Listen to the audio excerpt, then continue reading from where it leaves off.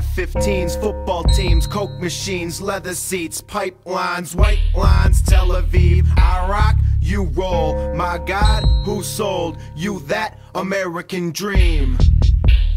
MTV, F-15s, football teams, coke machines, leather seats, pipelines, white lines, Tel Aviv, Iraq, you roll. My God, who sold you that American dream? If education is the means of class mobility, what does it say about our country if every school's not funded equally? How do we as a people justify such a lie to ourselves and our children, that the stratification of society's not institutionalized? Weary of moving eyes, history's become his story. Where tests are standardized to be taken at 8 this morning.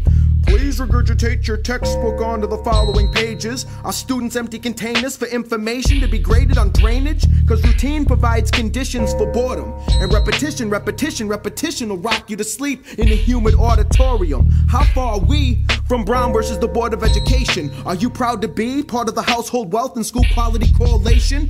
Where property values determine the amount collected in taxes. The same taxes that pay for the building instructors and others. Now numbers suggest kids don't learn best in large groups, but you guess whose kids get taught in smaller classes. The fact is, schools in the US only get 10% of their annual budget from the federal government, and states take all the remaining sum of it. So in practice, what it really becomes is a pawn in local politics, manipulated for votes by politicians who send their kids to private colleges. Knowledge is power, and those in power control knowledge. So scholarships for some are harder to come by than a bag of marijuana. In the dichotomy between owning property and the wheel of poverty lies a place to provide the paperwork for your placement into the economy. And you don't gotta be a prophet to see the self-fulfilling prophecy that if dollars speak the way they have, only half the schools will be able to keep up with technology. And in 15 years, that's gonna be like not knowing how to read. So I'm writing this on behalf of the kids who have yet to be born into our American dream.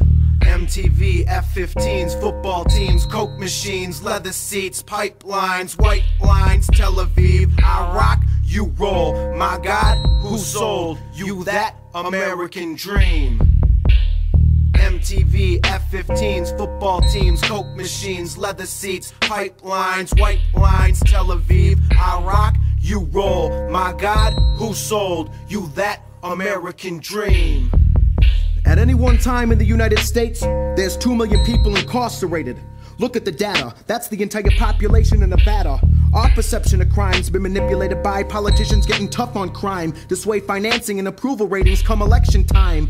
And there's no debating that homicides are top stories on the news because they provide ratings that no station that wants to play the game can afford to lose. But who it fools is the general public into thinking that if our jail cells aren't expanding, then the crime rate's not shrinking. But the bottom line is prisons are big business.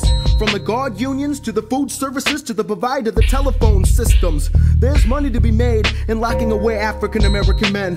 And if you don't believe me, please check the ground you're standing on, my friend. This is America, home of the slave, home of the stage, assassinations of Dr. King and JFK, home of the graves dug by the drug war that each day proceeds on, draws closer parallels to the ghost of Vietnam. Rhetoric's the weapon to justify $609 a second to fund the world's largest inmate population of nonviolent offenders. Jimmy Carter said it himself.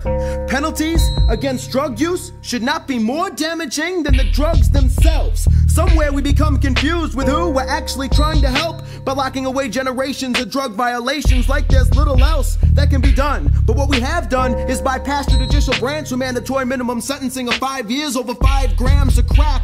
Rehab's reserved for actors and athletes in high financial esteem. So I'm writing this on behalf of the kids who have yet to be born into our American dream. MTV, F-15s, football teams, coke machines, leather seats, pipelines, white lines, Tel Aviv, Iraq, you roll. My God, who sold you that American dream?